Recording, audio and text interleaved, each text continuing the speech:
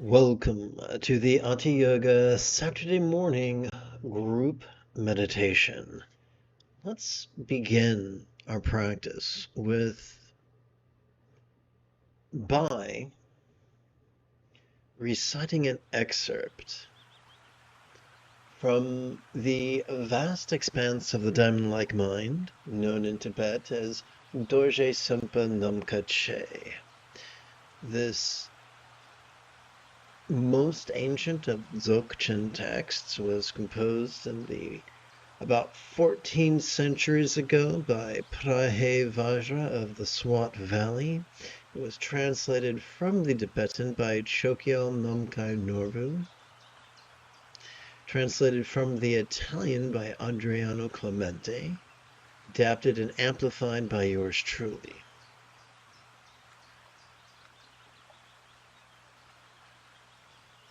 Together, let us relaxingly recite. Just as the top of a palm tree is cropped, and just as a seed is burnt by fire, likewise the tyranny of powerful emotions may be prevented, as some have taught. All the hundreds and thousands of methods, according to one practices, bear their specific fruit. But since enlightenment is beyond active conceptual analysis, it does not manifest from those techniques. So what exactly is the author trying to say? There are some people, well, let me jump back even further. Sturgeon's law reminds us that 90% of everything sucks. But no, not in a fun, tingly way. What could that suckiness look like?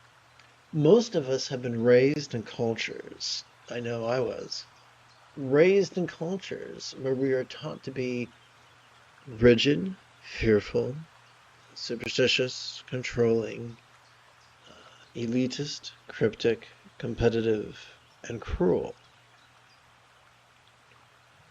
In the rigidity and controlling tendencies that we were indoctrinated into, they can lead us to take really radical actions. And that is what is being referred to in these 4 lines. Together, just as the top of a palm tree is cropped, and just as the seed is burnt by fire, likewise the tyranny of powerful emotions may be prevented, as some have taught. So the path of picking and choosing and pushing and pulling at individual thoughts is the path of contrivance. Will this give us the peace that we seek? Will this give us the love that we desire? All the hundreds and thousands of methods according to one practices bear their specific fruit. These paths will take us many places, but none of those places contain the peace and the love we desire. But since enlightenment is beyond active conceptual analysis, it does not manifest from those techniques. In every sect of Buddhism, you can find a lot of people who teach that. But you will also find a minority who teach the Buddha's gentle path. The Buddha's path of being flexible, loving, laid back, egalitarian. I think I skipped one. Let's try that again. Flexible, loving, laid back, rational, egalitarian, lucid, cooperative, and kind. That's the path of the Buddha. But now the Buddha had a foolish cousin named Devadatta. This was his path. Just as the top of a palm tree is cropped, and just as a seed is burnt by fire, likewise the tyranny of powerful emotions may be prevented, as some have taught. All the hundreds and thousands of methods, according to what one practices, bear their specific fruit. But since enlightenment is beyond active conceptual analysis, It is not manifest from those techniques. Most of the people who follow in the footsteps of the Buddha's foolish cousin Devadatta don't do it deliberately. They don't do it maliciously. They think they're following the Buddha. The only problem is that they are using or have been indoctrinated into a patriarchal worldview. And they haven't had the awakening that causes them to question that worldview. Together, just as the top of a palm tree is cropped and just as a seed is burnt by fire. Likewise, the tyranny of powerful emotions may be prevented, as some have taught. All the hundreds and thousands of methods according to which one practices bear their specific fruit. But since enlightenment is beyond active conceptual analysis, it does not manifest from those techniques. It's not the path of active, it's the path of practice, it's not the path of analysis, it's the path of relaxation. Welcome to the lazy bastard path of enlightenment, where instead of following in the footsteps of the Big Lebowski, we follow in the footsteps of the dude. Okay, this is our final repetition for this morning's practice, so let's make it count. Just as the top of a palm tree is cropped and just as a seed is burnt by fire, likewise the tyranny of powerful emotions may be prevented, as some have taught. All the hundreds and thousands of methods according to what one practices bear their specific fruit. But since enlightenment is beyond conceptual analysis, it does not manifest from those techniques.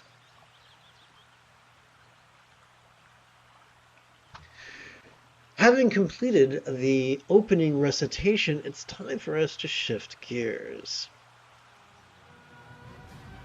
It is General Leia Organa Saturday morning.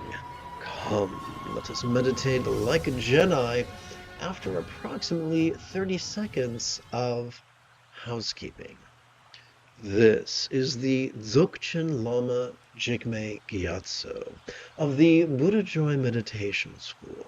For more than 30 years, I have harnessed my autistic special interests as well as my ADHD hyperfocus to spend about 8 hours a day, almost every day, studying, practicing, mastering, and reverse engineering the teachings and techniques of each school of meditation so that I could become your nerdy, neurodivergent guide to nirvana. Welcome, my friends, to Meditate Like a Jedi, which is made possible due to the generosity of viewers just like you. Again, we shift gears. Turning to the latest iteration of very easy meditation practice text, or sadhana, if you're nasty. Together, let us relaxingly request. Whatever comes, may all beings notice, relax, and flow. Whatever stays, may all beings notice, relax, and flow. Whatever goes, may all beings notice, relax, and flow.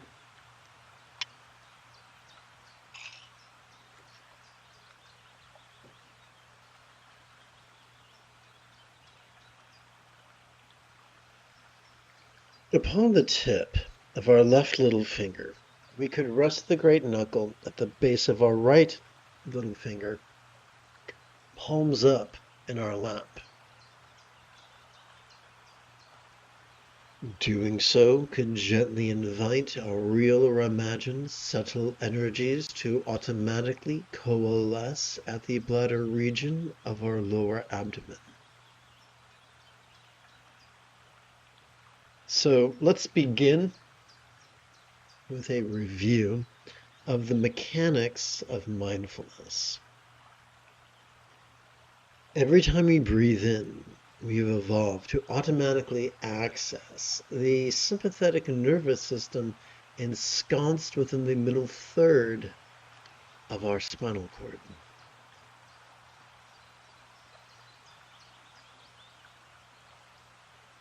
This sympathetic nervous system helps us to notice in a very special way. It helps us to notice vulnerably, passively, viscerally, randomly, and fleetingly. What are we to do with that which we notice? Why, we meditate, of course. You see, every time we exhale, evolution has already wired us to automatically access the parasympathetic nervous system divided between the lower quarter and the upper quarter of this same spinal cord. This parasympathetic nervous system has evolved to support both physical relaxation as well as mental release. The question remains, what is the most sustainable, easy, and effective method with which we could cooperate with our sympathetic and parasympathetic nervous systems? Easy. During each inhalation, we could silently and mentally recite the demonstrative pronoun this, and during each exhalation, we could silently and mentally recite the one-syllable verb is. Now, the moment you have a specific question about Buddhist meditation or philosophy, do not hesitate to type your question in great detail in the chat window.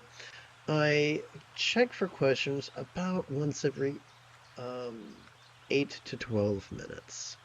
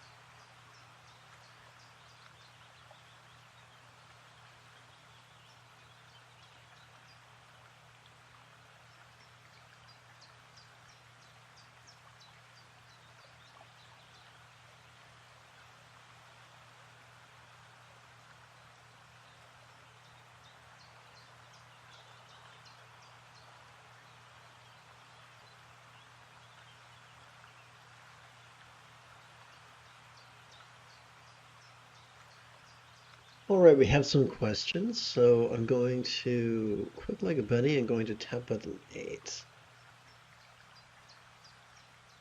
Okay, here we go. So, good morning, Marcus. Marcus wrote, what are the traditional words used for this ease in Sanskrit or Tibetan? That's an excellent question. I couldn't tell you. I'm not a linguist. Buddhist practitioners typically come in two flavors, scholars or yogis, and I'm more of a yogi than a scholar. So I didn't study languages, vocabulary, or grammar. Um, Instead, I just focused pragmatically on everything that served meditation.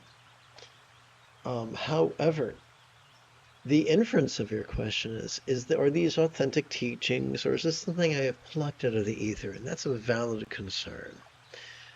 In the Buddha's concise meditation manual, known as the Satipatthana Sutta, where you are exposed to the 7 enlightenment factors. The first enlightenment factor is mindfulness or awareness. That gives us this. The 5th enlightenment factor is tranquility, relaxation. That gives us ease. So this ease is rooted in the fundamental teachings of the Buddha. The Sanskrit words are polysyllabic. This would be sati, and ease would be pasadi. One of the advantages of using English is that I'm familiar with monosyllabic synonyms, and that's what I've worked with. So for instance, during brisk walking meditation, instead of silently and mentally reciting this, I would silently and mentally recite noticing, which is 3 syllables. And during each exhalation, instead of silently and mentally reciting the verb ease, I would silently and mentally recite the 3-syllable verb relaxing. Different number of syllables, different words, same ideas that draw back to the Buddha's original teachings. I hope that helps.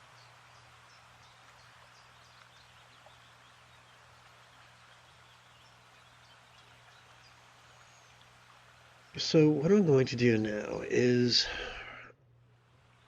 let's see, I'm going to tap this button and I'm going to hit tap button 9. I'm going to do my best to return to our practice texts.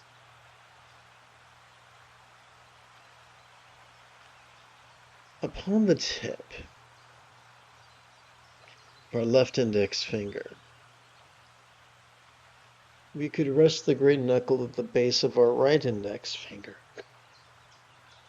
palms up in our lap.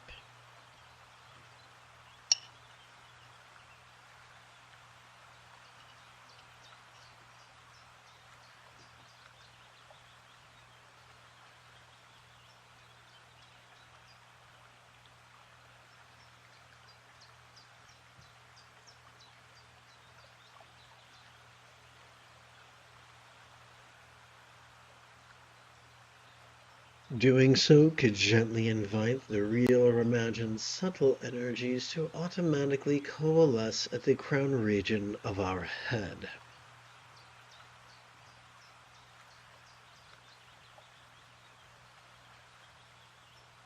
Now, I'm not sure if Marcus is still here, but if he is, I want to catch him up to speed.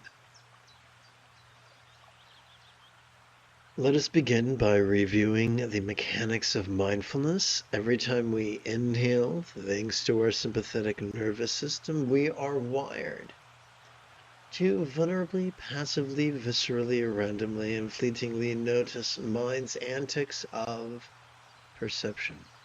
You know, sights, sounds, sensations, flavors, scents, and the like, including the full spectrum of human emotions, intentions, cognitions, recollections, and imaginings.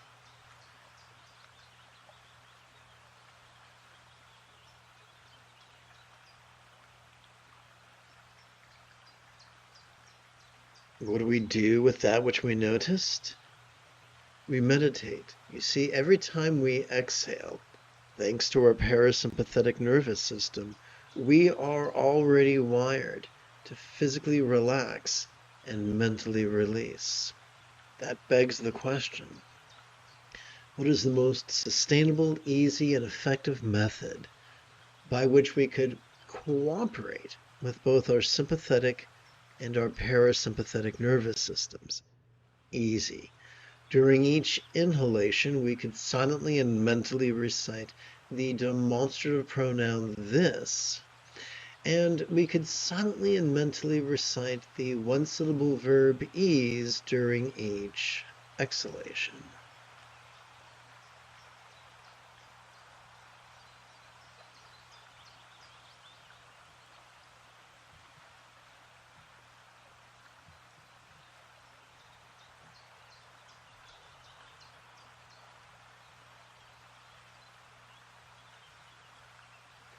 And if you're still there, Marcus, I know it's early morning here in California, so may I greet you with a poorly pronounced Guten Morgen.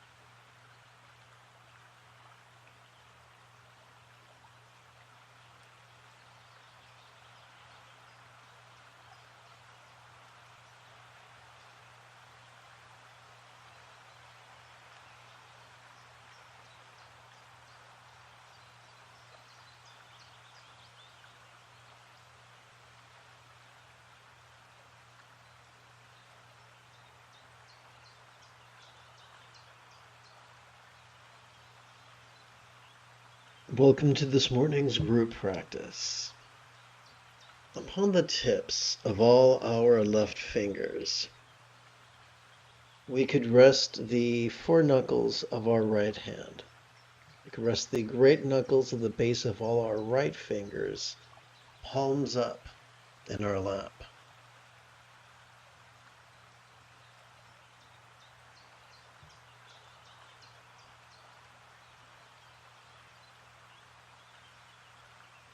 Doing so could gently invite or real or imagine subtle energies to automatically coalesce at the throat region of our neck.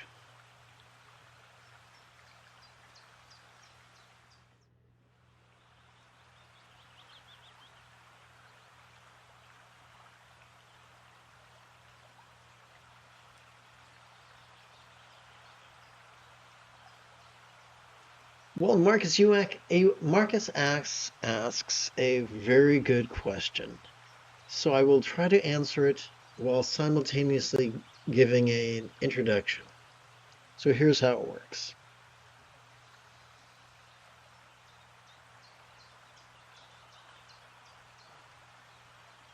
The body is remarkably complex. When we try to take control of our neurological systems, we do more harm than good. Like a child accidentally breaking his family's grandfather clock. When I was a child, my stepfather was an avid skier who bought a wooden wall-mounted clock with pulleys. And of course, I could not wait to take that thing apart and break it. So the name of the game is simply cooperating with our neurological processes. What is the liberation that the Buddha, real or imagined, actual or merely archetypical, offers us? And the answer is liberation from the tyranny of living in resistance to our neurological processes. Well, what are some of the ways we live in resistance to our own brain? Simple. Most of us were raised to be controlling and rigid. And we just get very, very excited to focus and analyze. Doing so, relying upon structures such as our medial or dorsolateral prefrontal cortices, can exhaust the front of our brain and thus trigger our amygdala, which is the seat of anxiety and aggression. So when we try to take control, we usually muck things up and become anxious and cranky. Not that you've ever been anxious and cranky, but everyone else I've ever met, including myself, are well acquainted with anxiety and aggression. One of the greatest ironies is that we have evolved an autonomic nervous system which divides in half. So the mechanics of mindfulness are as follows. Every time we inhale, thanks to our sympathetic nervous system ensconced within the medial region, the middle third of our spinal cord, we are wired to vulnerably, passively, viscerally, randomly, and fleetingly notice. We're already wired to do that, and thus we can notice all manner of phenomena, from the external to the internal, from the physical to the mental, from the pleasurable to the painful, from the interesting to the boring, from the glorious to the grotesque. Once again, this is automatic. We don't have to force it. We simply get out of our own way. We can't force a sneeze, but when our body wants to sneeze, we can interfere with it or we can let it happen. Fortunately for us, our body wants to notice during each inhalation. It's automatic. Just like breathing. Just like sneezing during springtime. What do we do with that which we noticed? Evolution has wired us to automatically access our parasympathetic nervous system during each exhalation. This parasympathetic nervous system has evolved to support both physical relaxation as well as mental release. So Marcus's very, very good question is, how do we do this? Simple. When we feel our body, when we feel an inhalation, when we feel air entering through our nostrils, we silently and mentally recite the demonstrative pronoun this. When do we recite the one-syllable verb ease, which is a synonym for relaxation? Whenever we feel air leaving through our nostrils. What if our nose is breathy? What if our nose is stuffy? Then we replace the word nostril with the word mouth. So what separates the enlightened from the unenlightened is not that they're really, really good at labeling things, is that they've taken a break from living in resistance to their own inner mechanisms. Albert Einstein, one of my favorite Germans ever, next to Marcus, Albert Einstein insisted that creativity was intellect at play. Any artist who's ever suffered, any writer who's ever suffered from writer's block, any scientist who's ever had hit an obstacle that they couldn't analyze their way around, recognize that you cannot force creativity, but you can allow creativity. We allow, just as we have 3 tubes in each inner ear, which help us to always walk perfectly perpendicular to an absolute plane, even when we're walking on across the side of a mountain or the side of a hill. And we don't have to force that. We simply allow it. We simply do not interfere with it. Similarly, our greatest insights are never forced. They come from cooperating with our autonomic nervous system. So let me tie this up in a big red bow. As we sit comfortably with our legs in the quarter lotus posture, with our spine good and strong, remembering that every time we inhale, we're already wired to experience attraction between our tush and our head. And every time we exhale, we're wired to at least subtly relax that.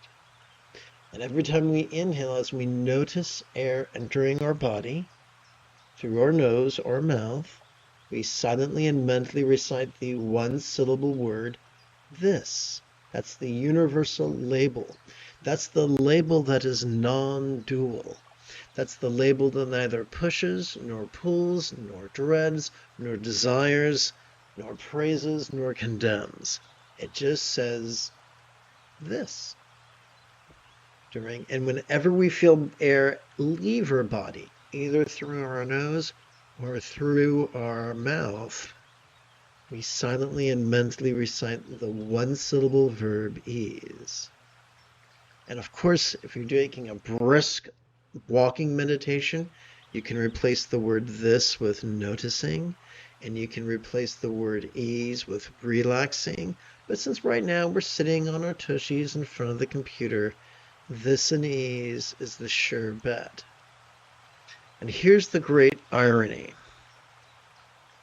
As you might have heard me mention, 90% of everything sucks. 90% of meditation teachers are all about being rigid and fearful and superstitious and controlling and elitist and cryptic and competitive and cruel. And they'll say, oh, enlightenment's very mysterious. It takes a long time. It takes many, many lifetimes. But the wise say, no, enlightenment's easy. Enlightenment's just getting so good at the Eightfold Path that we practice it spontaneously, habitually, easily, and effectively. And the Eightfold Path boils down to the seventh and eighth folds of mindfulness and meditation. And simply by ceasing to resist, noticing and relaxing, and instead allowing ourselves to practice them vulnerably, passively, viscerally, randomly, and fleetingly, the remaining six folds of the Buddha's Eightfold Path take care of themselves effortlessly. Sit in mindfulness meditation, and you can't help but notice that things change. That's the first fold of the Eightfold Path. The more we play with mindfulness and meditation in cooperation with our sympathetic and parasympathetic nervous systems, the more we calm the anxiety and aggression of our amygdala. The more we practice mindfulness and meditation, the more we excite our anterior cingulate gyrus, this band of flesh that functions as the hub of our mirror neurons, the seat of empathy, the root of compassion and love.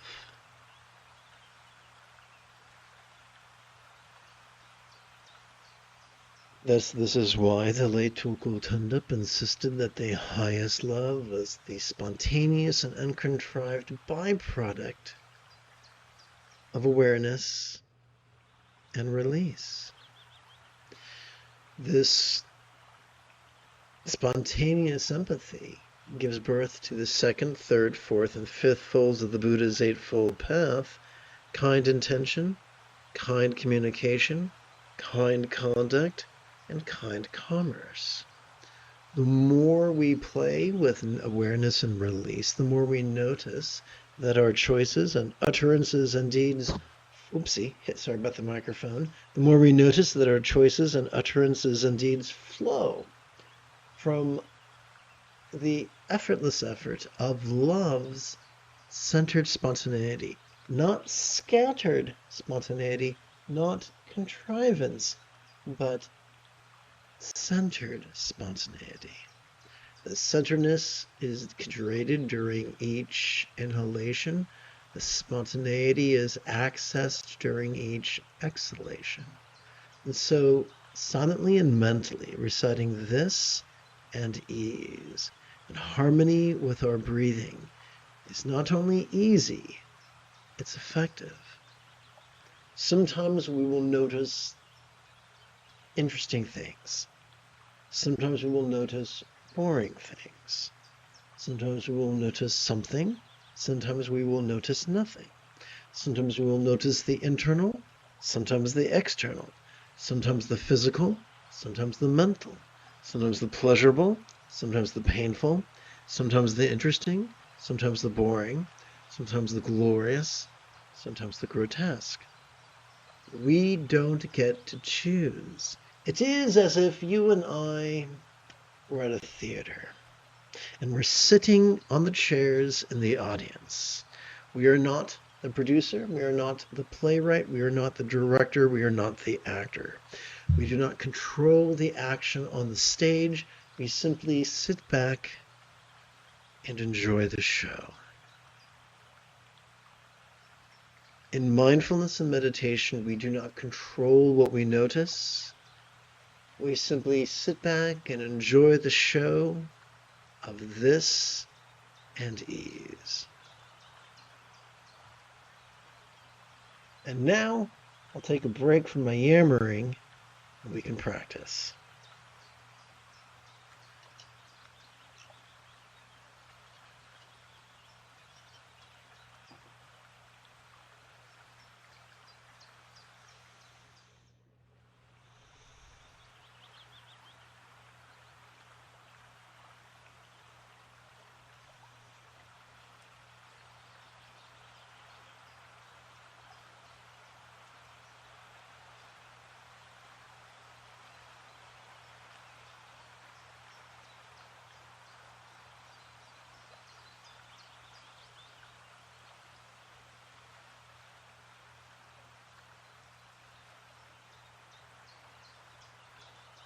By the way, Marcus, you are welcome to download the latest draft of my most recent book. There should be a link to my downloads page in the description area below the video.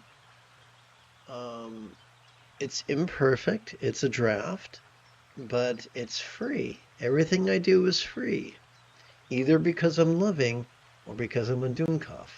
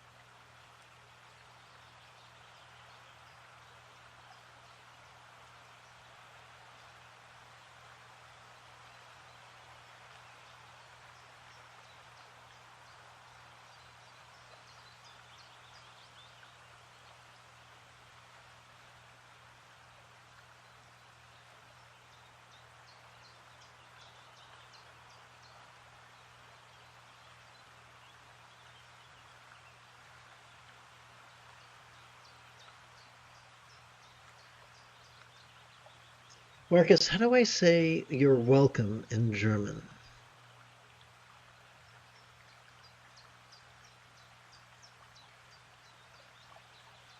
Upon the tip of our left middle finger, we could rest the great knuckle at the base of our right middle finger, palms up in our lap. Doing so could gently invite real or imagined subtle energies to automatically coalesce at the heart region of our chest.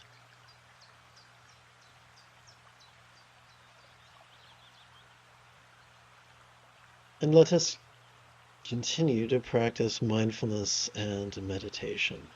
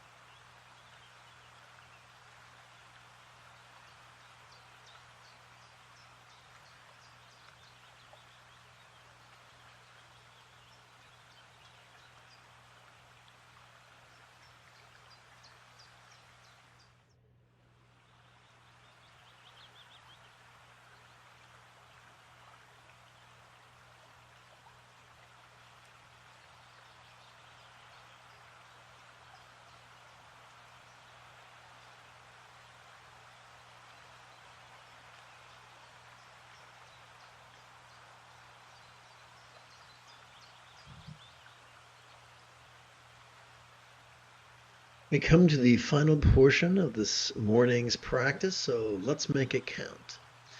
On the tip of our left ring finger, we could rest the great knuckle at the base of our right ring finger, palms up in our lap.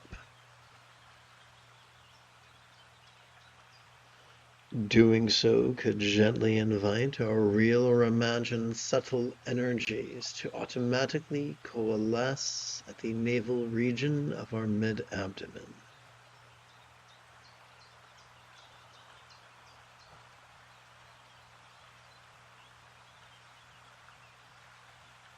Okay. So forgive my pronunciation, Marcus. Ser Gerne.